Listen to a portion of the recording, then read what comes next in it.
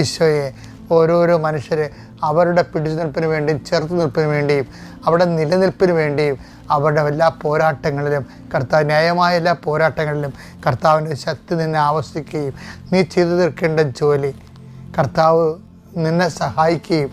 ചെയ്യാൻ വേണ്ടിയും എളുപ്പത്തിൽ ചെയ്യാൻ വേണ്ടിയും അത് പൂർത്തിയാക്കാൻ വേണ്ടിയും, പ്രത്യേകിച്ച് കർത്താവിൻ്റെ വചനത്തിരിക്കുന്ന പോലെ അവൻ ചെയ്തതെല്ലാം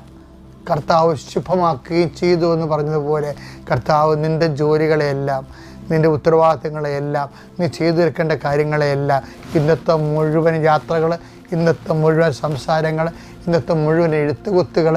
ഇന്നത്തെ മുഴുവൻ ഫോൺ വിളികൾ,